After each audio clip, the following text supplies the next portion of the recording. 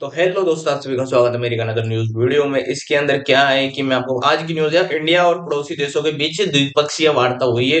जितने भी पड़ोसी देश है भारत के, उस उनके बीच में द्विपक्षीय वार्ता हुई है। इसको स्टार्ट करने जा रहे हैं, क्या है क्या नहीं है इसमें।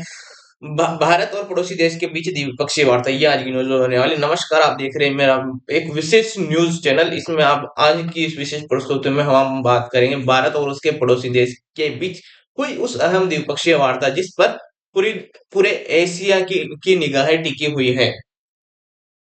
ठीक है, करीब एक दशक बाद दोनों देशों के शीर्ष नेतृत्व आमने सामने बैठे। सीमा पर तनाव, व्यापार और गिरावट, सुरक्षा चिंताएं और कूटनीतिक ठहराव, तो इन तमाम मुद्दों के बीच यह वार्ता एक बैठक नहीं बल्कि भविष्य की दिशा तय करने वाला क्षण मानी जा रही है। आज इनके इस विशेष कार्यक्रम में हम आपको क्या क्या चीजें बताएंगे, हम मैं आपको पहले बता देता हूँ। ठीक है, इस वार्ता की पृष्ठभूमि दोनों देशों के रिश्तों का इतिहास, तनावों से जुड़े, और यह है कि आखिर इस बातचीत से क्या बदलेगा, मैं आपको बताऊं। द्विपक्षीय वार्ता अर्थ और महत्व क्या है, पहले अभी मैं आपको ये बता दूं।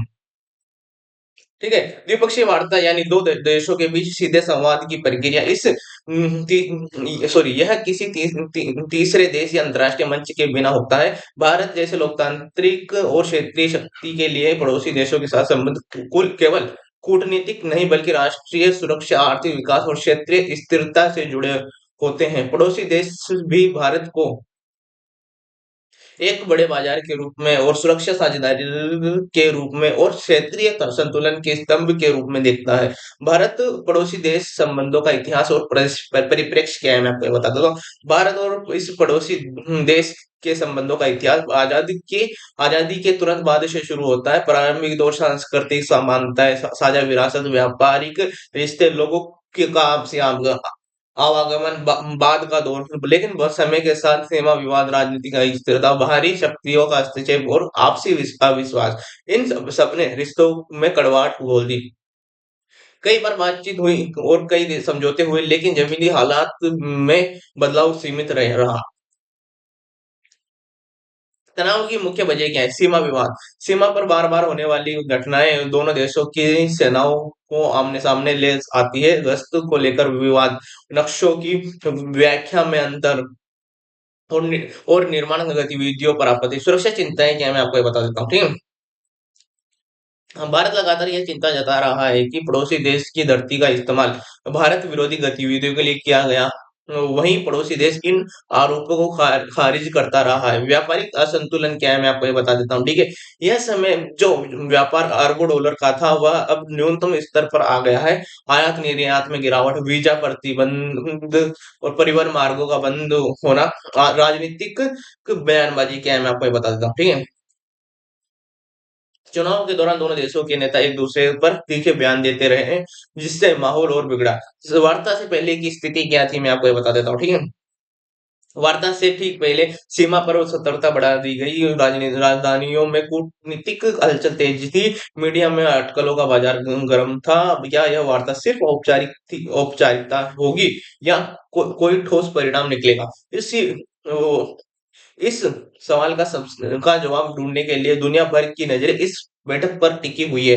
बैठक का स्थान और प्रतीकात्मकता क्या है, मैं आपको ये बता देता हूँ। ठीक है, यह द्विपक्षीय वार्ता एक तटस्थ एक तटस्थ और प्रतीकात्मक स्थल पर आयोजित की गई। यह स्थान का चयन यह संदेश देता है कि दोनों देश टकराव नहीं बल्कि संवाद चाहते हैं। बैठक स्थल पर दोनों देशों के झंडे, संयुक्त प्रेस क्षेत्र और उच्च स्तरीय सुरक्षा व्यवस्था हर दृश्य इस बात की गवाही दे रहा था कि यह बैठक साधारण नहीं है।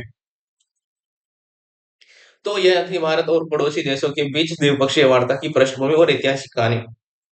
मैं आपको इसको डिटेल में बता देता हूँ, क्या है क्या नहीं है। भारत और उसके पड़ोसी देश के रिश्तों की ऐतिहासिक पृष्ठभूमि तनाव की वजह है, और इस अहम द्विपक्षीय वार्ता से से पहले का माहौल अब बात करते करेंगे उस दिन की जब दोनों देशों के नेता आमने सामने बैठे और बैठक के एजेंडे को की और उन लोग शुरुआती संकेतों की जिन्होंने उम्मीद भी जगाई और संदेह भी दिया। वार्ता का दिन सुबह से शाम तक क्या है मैं आपको बता द्विपक्षीय वार्ता का दिन दोनों देशों की राजधानियों में सामान्य दिन नहीं था। सुबह का दृश्य सुबह होते ही सुरक्षा एजेंसी अलर्ट पर रही थी। राजनयिक गतिविधियां तेज हो गई, मीडिया की टीमें बैठक स्थल पर तैनात हो गई। बैठक स्थल के बाहर दोनों देशों के झंडे हवा में लहरा रहे थे। यह दृश्य सिर्फ औपचारिकता नहीं बल्कि एक राजनीतिक एक संदेश था। नेताओं के आमने सामने मुलाकात क्या थी मैं आपको ये बता देता हूँ, ठीक है। जब दोनों देशों के शीर्ष नेता एक ही कमरे में पहुंचे तो कैमरे में एक ऐतिहासिक क्षण को कैद किया। हेडशेक और बॉडी लैंग्वेज, औपचारिक मुस्कान, लंबा हेडशेक और आंखों में सतर्कता। विशेषज्ञों का कहना है कि राजनयिक बैठकों में बॉडी लैंग्वेज अक्सर शब्दों से ज्यादा बोलती है। इस मुलाकात में कोई जल्दीबाजी नहीं, कोई आक्रामकता नहीं, लेकिन पूरी सावधानी। बैठक का औपचारिक एजेंडा क्या था? बैठक का एजेंडा पहले से तय था। मुख्य बिंदु क्या क्या थे मैं आपको ये बता देता हूँ अच्छे से, ठीक है। सीमाओं से जुड़े मुद्दे, सुरक्षा और आतंकवाद, व्यापार और आर्थिक सहयोग, लोगों के बीच संपर्क, भविष्य की संवाद प्रक्रिया। हालांकि एजेंडा तय था लेकिन चर्चा की दिशा बैठक के दौरान ही तय होनी थी।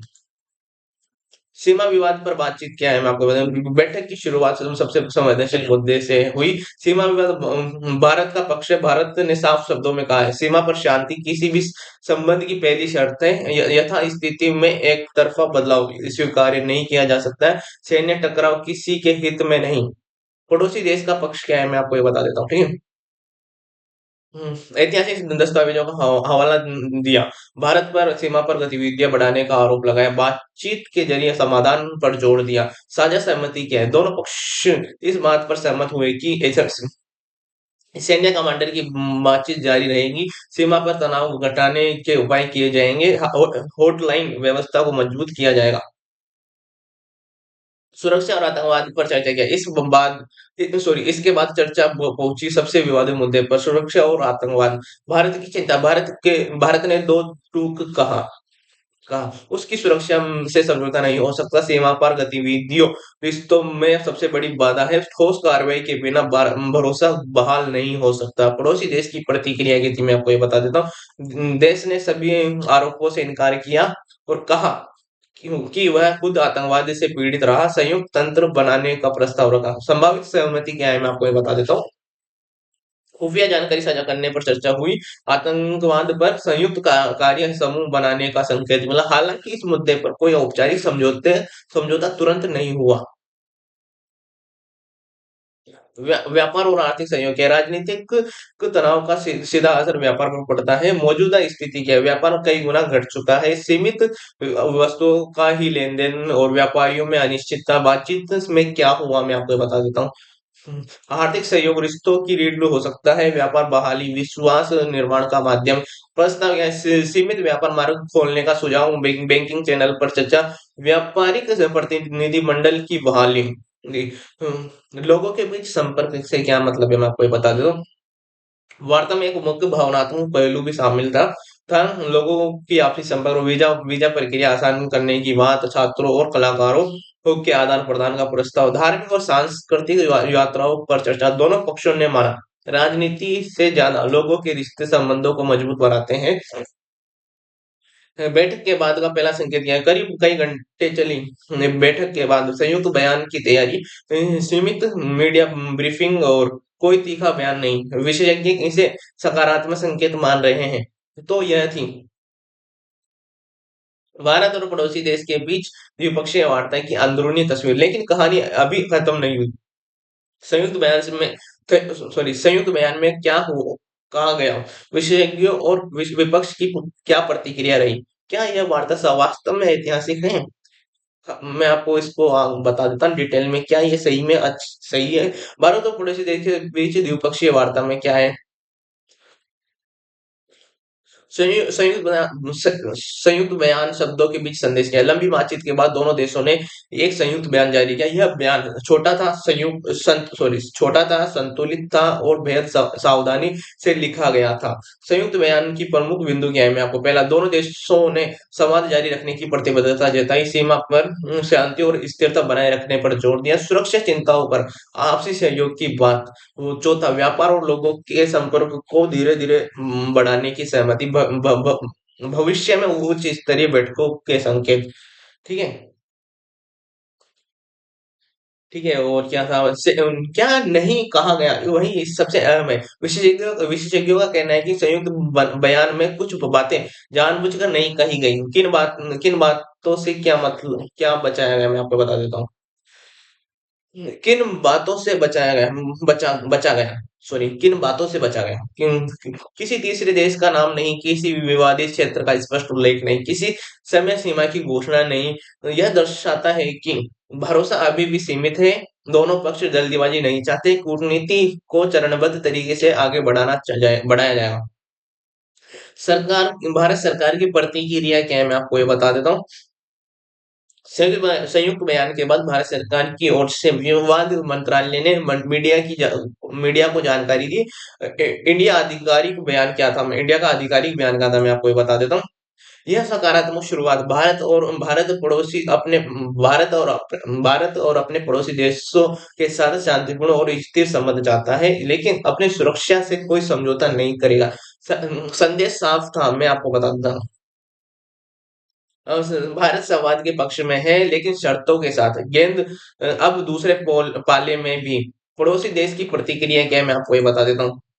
पड़ोसी देश की राजधानी में भी इस वार्ता को लेकर सावधानी भरा उत्साह देखा गया। वहां क्या कहा गया, मैं आपको ये बता देता हूँ। मैं सरकारी बयान में वार्ता को रचनात्मक बताया गया। भारत के साथ बेहतर संबंधों की इच्छा जताई गई। घरेलू दर्शकों को आश्वस्त करने की कोशिश की गई। विश्लेषकों का कहना है कि पड़ोसी देश के लिए यह वार्ता आंतरिक राजनीति से भी जुड़ी हुई है। विपक्ष की प्रतिक्रिया और सवाल पर संदेह क्या है, जहां सरकार इस वार्ता को सकारात्मक कदम बता रही है, वहीं विपक्ष ने कई सवाल खड़े किए। विपक्ष ने कहा, क्या सुरक्षा मुद्दों पर ठोस गारंटी मिली?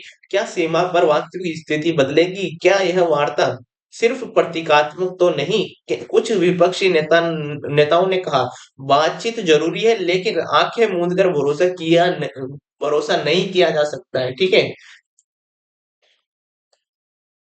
क्योंकि विशेषज्ञों की राय की अब सुनते हैं कूटनीति और सुरक्षा विशेषज्ञों की राय। यह वार्ता किसी बड़े समझौते की नहीं, बल्कि तनाव प्रबंधन की दिशा में कदम है। सीमा पर शांति शब्दों से नहीं, जमीनी कार्रवाई से तय होगी। अगर व्यापार अब बहाल होता है, तो दोनों देशों को आर्थिक फायदा होगा। अंतर्राष्ट्रीय प्रतिक्रिया क्या, द्विपक्षीय वार्ता पर भी दुनिया की भी नजर थी। वैश्विक संदेश क्या है, कुछ देशों ने बातचीत का स्वागत किया, क्षेत्रीय स्थिरता की उम्मीद जताई, किसी ने भी खुलकर पक्ष नहीं लिया। यह दर्शाता है यह वार्ता सिर्फ दो देशों तक सीमित नहीं, बल्कि पूरे क्षेत्र को प्रभावित करती है। कूटनीति संकेत और भविष्य के रास्ते, इस वार्ता से ये कुछ साफ संकेत उभरते हैं। फिर टकराव से बचने की कोशिश, संवाद का दरवाजा खुला, लेकिन भरोसा भी अधूरा। आगे की राह क्या है, आगे रास्ता क्या है? फिर निचले स्तर की बातचीत, तकनीकी समितियां और धीरे धीरे विश्वास निर्माण क्या है? तो यह था संयुक्त बयान और उसके पीछे की राजनीति का पूरा विश्लेषण। लेकिन कहानी अभी बाकी है, अभी बहुत कुछ है। ठीक है, जमीन स्तर पर इसका असर क्या होगा? सीमा व्यापार और आम लोगों की जिंदगी में क्या बदलेगा? क्या यह वार्ता अब इतिहास बनेगी या सिर्फ हेडलाइन? ठीक है, इसमें क्या है, मैं आपको बता देता हूँ। सीमा पर रहने वाले लोगों की कहानियां मैं आपको बता देता हूँ, क्या हो रहा है क्या नहीं हो रहा है। सीमा के दोनों ओर लाखों लाखों लोग रहते हैं, जिनकी जिंदगी सीधे इन रिश्तों से जुड़ी है। ग्रामीणों की स्थिति, खेती समिति हो सक- खेती सीमित हो जाती है, गोलीबारी का डर, स्कूल और बाजार बंद। सीमा के पास रहने वाले एक किसान ने कहा, हम राजनीति नहीं समझते, बस इतना चाहते हैं कि गोलियां गोलियां न चले और हम चैन से जी सकें। सैनिकों के लिए इसका क्या मतलब है, मैं आपको ये बता देता हूँ। ठीक है, वार्ता का असर सीधे सीमा पर तनाव सैनिकों पर बढ़ता है। इंडिया सॉरी भारतीय सेना का दृष्टिकोण क्या है मैं आपको ये बता देता हूँ। शांति का स्वागत लेकिन सतर्कता बरकरार, भरोसा शब्दों पर नहीं कार्रवाई पर। सेना सूत्रों के अनुसार फ्लैग मीटिंग बढ़ाई जा सकती है तनावपूर्ण क्षेत्र में संयम के निर्देश, ठीक है। व्यापारिक गलियारों की संभावनाएं क्या है मैं आपको ये बता देता हूँ। ठीक है, राजनीतिक तनाव का सबसे पहला शिकार व्यापार बनता है। व्यापारी क्या चाहते हैं मैं आपको ये बता, सीमा व्यापार की बहाली, सरल कस्टम प्रक्रिया, बैंकिंग चैनल और एक व्यापारी संगठन के प्रतिनिधि ने कहा राजनीति अपनी जगह लेकिन व्यापार दोनों देशों को जोड़ता है। संभावित लाभ क्या है मैं आपको ये बताता हूँ, क्या बेनिफिट हो सकते हैं। रोजगार के नए अवसर, छोटे व्यापारी को राहत, क्षेत्रीय अर्थव्यवस्था को मजबूती, छात्र, कलाकार और सांस्कृतिक संबंध के आए मैं आपको ये बताऊं। वार्ता में सिर्फ सिर्फ राजनीति नहीं, संस्कृति की भी बात हुई। सांस्कृतिक आदान प्रदान, संगीत और साहित्य, फिल्म और थिएटर, खेल प्रतियोगिताएं। विशेषज्ञ मानते हैं कि लोगों का संपर्क राजनीति से ज्यादा टिकाऊ होता है। धार्मिक और मानवीय पहलू क्या है मैं आपको ये बता देता हूँ, ठीक है। दोनों देशों के बीच कई धार्मिक स्थल आस्था का केंद्र है। मानवीय पहल, तीर्थ यात्रा की सुविधा, बुजुर्गों के लिए विशेष वीजा, विभाजित परिवारों का मिलन, इन मुद्दों पर वार्ता को मानवीय दृष्टिकोण से देखा जा रहा है। क्षेत्रीय राजनीति में प्रभाव क्या है मैं आपको एक बता देता हूँ। इस द्विपक्षीय वार्ता का असर सिर्फ दो देशों तक सीमित नहीं, क्षेत्रीय संतुलन, अन्य पड़ोसी देशों की प्रतिक्रिया, क्षेत्रीय संगठनों की भूमिका, बड़ी शक्तियों की रणनीति। विश्लेषकों का कहना है कि यह वार्ता क्षेत्रीय स्थिरता की दिशा में एक संकेत हो सकता है। क्या बदलेगा जमीनी हकीकत में,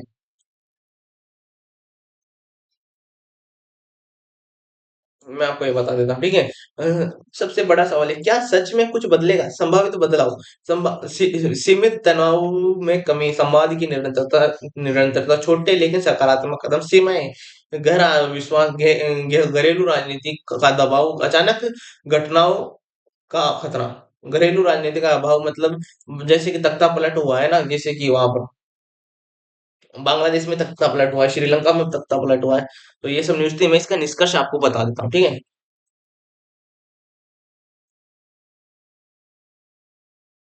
तो दर्शकों, भारत और उसके पड़ोसी देशों के बीच यह द्विपक्षीय वार्ता न तो चमत्कार थी, न कोई विफलता, बल्कि एक शुरुआत थी, एक संकेत था और एक अवसर था। अवसर जिसे या तो राजनीतिक इच्छा शक्ति इतिहास बना देगी या फिर लापरवाही एक और अधूरा अध्याय। इसी उम्मीद के साथ संवाद जारी रहेगा और शांति की राह और अब मजबूत होगी। तो मैं यही विदा लेता हूँ। मैं आपको अगर अच्छी लगी लाइक शेयर सब्सक्राइब और कमेंट। मिलते हैं नेक्स्ट न्यूज वीडियो में। Tata bye bye.